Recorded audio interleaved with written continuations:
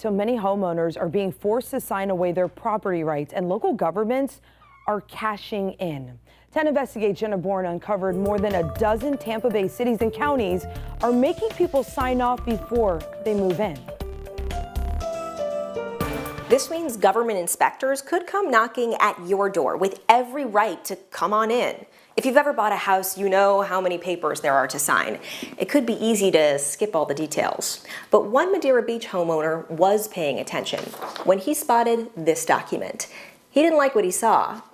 Now he's fighting back. Being on the water is calming and soothing.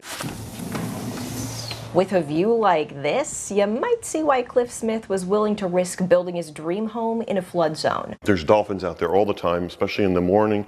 In the evenings, there's manatees. But right before move-in day, something unexpected happened. All of a sudden, the city says, you have to sign this, or you can't move in your house tomorrow. The city of Madeira Beach told him he had to sign what's called a non-conversion agreement. It says city inspectors have the right to enter his property as long as they give 48 hours notice. They can go to search the entire house if they want to. Law enforcement can't do that. And that's basically they took my constitutional rights away. And I don't think it's fair.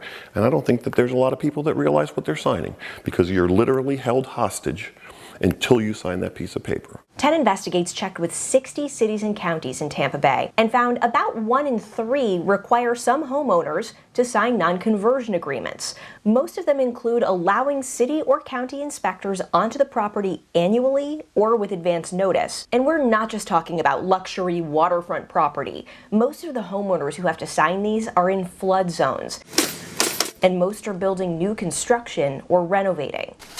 Non-conversion agreements require those homeowners to agree not to convert their homes in ways that could be dangerous during a flood.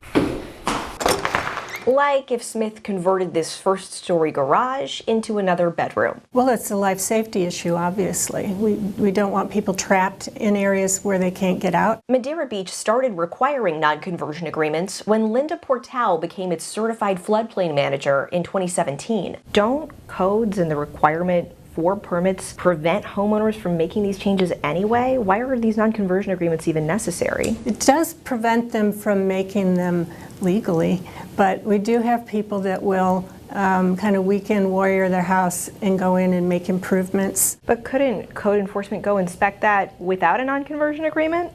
Well, we don't usually go knocking on doors just to check on people without some concern that there's a violation of code. Non-conversion agreements are an optional part of FEMA's Community Rating System, or CRS program. Cities and counties earn credits by taking steps to prevent flood damage. Different kinds of non-conversion agreements earn different amounts of points. The more frequent the inspections, the more points they get. Now, we want to be clear. A good overall CRS score saves homeowners money. It reduces flood insurance rates for the people who live there. But it's also good for local governments' budgets by lowering insurance premiums on public property in flood zones. Pinellas County's government saves more than $14,000 a year on flood insurance because of its CRS rating. And the money doesn't stop there. Participating in the CRS program increases local governments' chances of getting several FEMA grants, competitive grants that can be worth millions. Long story short, requiring non-conversion agreements means an improved CRS rating, which can mean lots of dollars for local governments. 10 Investigates couldn't find any kind of database that breaks down which Tampa Bay cities and counties require non-conversion agreements. So we made our own. We found 18 of our Tampa Bay counties and cities require people building new homes or renovating in a flood zone to sign non-conversion agreements. 3 more tell us they might start soon. Has Madeira Beach ever actually inspected a home using one of these non-conversion agreements? We have not at this point. Smith says that's not good enough. He's taking it to court. What's next? What does the city want to do next? What are we going to allow them to do next? His lawsuit says Madeira Beach is forcing him to surrender property and privacy rights. He tells us at the end of the day, he just wants his family to enjoy this view without unwanted visitors from the government showing up at their door. If you want to check out where your city or county stands when it comes to non-conversion agreements, we're making it easy for you. You can find our full database of 60 local governments right now on our website and mobile app.